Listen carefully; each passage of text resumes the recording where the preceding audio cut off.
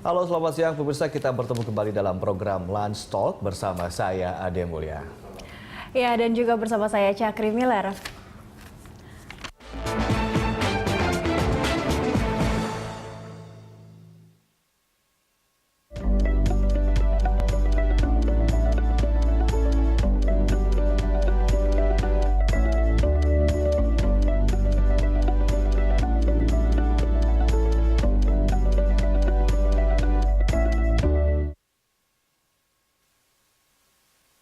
Menjelang libur Natal dan Tahun Baru, pusat perbelanjaan biasanya menggelar diskon besar-besaran.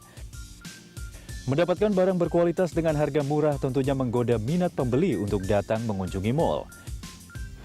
Beberapa koleksi merek tertentu bahkan memberikan penawaran menarik dengan diskon di atas 50%. Dan ini waktunya Anda memaksimalkan penampilan dengan harga yang cukup miring. Namun belanja di musim diskon juga bisa menjadi sebuah bencana jika Anda tidak pintar melihat situasi. Belanja yang seharusnya mengasihkan malah jadi bumerang bagi keuangan Anda. Ini yang harus dicermati. Bahkan pengelola keuangan rumah tangga harus mampu memilih barang sesuai kebutuhan.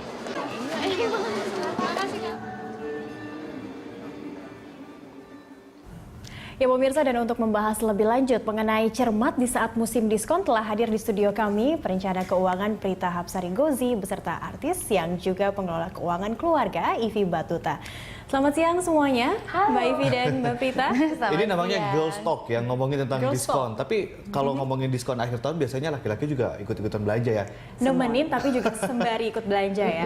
Nah ya, Mbak Prita terlebih dahulu. Mbak Prita, ini biasanya musim liburan, musim hari raya Natal dan juga Lebaran seperti yang lalu. Diskon bisa kita temui di mana saja. Bagaimana tanggapannya terhadap pesta diskon lah, kita bisa menyebutnya seperti itu? Iya, pasti karena namanya akhir tahun semua pusat perbelanjaan, toko-toko dan lain kan juga kejar target. Kejar target apa supaya tutup bukunya itu hasilnya lebih bagus daripada tahun lalu. Nah, salah satu cara yang paling cukup selalu sukses menarik pembeli adalah dengan memberikan diskon. Nah, diskon ini buat kita itu sebetulnya juga mesti waspada. Kenapa? Karena diskonnya itu ada yang memang langsung dipotong dari pembelanjaan. Ada yang diskon terhadap pembelian kedua. Ada yang model diskonnya juga misalnya beli satu atau beli dua baru bisa yang keduanya diskon, yang ketiganya diskon gitu. Nah, itu kadang-kadang trik-trik seperti itu yang nanti mesti diwaspadai oleh calon pembeli supaya memang kita betul-betul membeli barang satu yang kita butuhkan dan kita inginkan, dan dua dengan harganya lebih murah dari normal. Iya, tapi kan kalau kita lihat kondisi ekonomi begitu ya Pak Prita ya, termasuk di dalamnya adalah rupiah yang sedang melemah terhadap dolar Amerika Serikat begitu ya. Ini suatu yang diskon ini masih sesuatu yang harusnya dikejar atau bagaimana, harus disikapi dengan bijak atau bagaimana? Terus terang saja, saya sebagai perencana keuangan bahkan mengatakan saat ini itu lebih baik semua orang Indonesia belanja di Indonesia.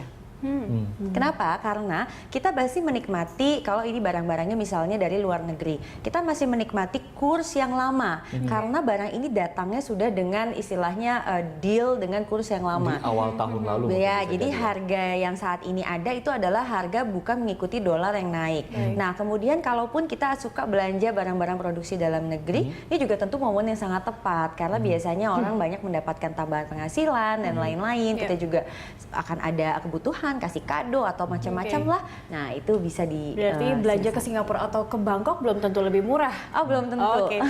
Mbak Ivi sendiri, Mbak Ivi salah satu pemburu diskon? Sangat. Saya pemburu diskon karena buat saya justru tapi ya mesti harus pinter ya tetap. Cuman buat saya tuh sebetulnya saya justru belanja di saat diskon.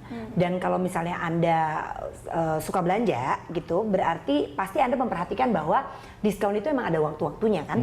Ada waktu-waktunya. Jadi dalam setahun itu ada beberapa kali diskon. Dan buat saya belanja di saat itu. Mengapa? Karena buat saya justru lebih pintar di saat kita belanja diskon. Tapi kembali kita harus bisa membedakan mana yang menjadi kebutuhan dan mana yang menjadi bukan kebutuhan tapi sekedar nafsu belaka gitu. Tapi buat saya dengan adanya diskon sih sebetulnya harusnya kita manfaatkan ya gitu. Bukan berarti kita tuh diskon, kita berhemat tapi kita jadi pelit gitu. Jadi beda kan antara hemat antara pelit kan gitu. Jadi buat saya sih sebenarnya diskon itu justru bisa membuat kita berhemat Tapi tentunya ada rambu-rambu yang mesti kita waspadai. Artinya mengeluarkan uang di saat yang tepat, di saat waktu yang tepat dan juga dengan dana yang tepat begitu ya. Exactly. Nabung dulu untuk diskon nanti. Setuju.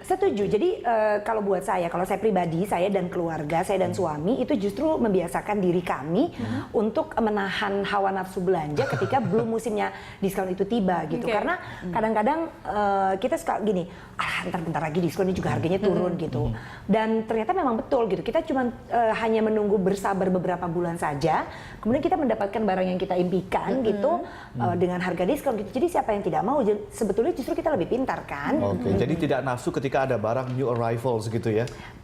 Tidak melulu harus seperti itu gitu. Kalau misalnya memang udah tergantung gitu, misalnya kebutuhan, kembali lagi ya harus disertai dengan pertanyaan kita apakah ini kebutuhan kita atau tidak. Tapi kalau misalnya itu kebutuhan, ternyata harganya tidak diskon ya terpaksa dibeli. Tapi kalau saya pribadi, saya amat jarang sih sebetulnya seperti itu. New arrival langsung ujuk-ujuk. Dan buat saya tuh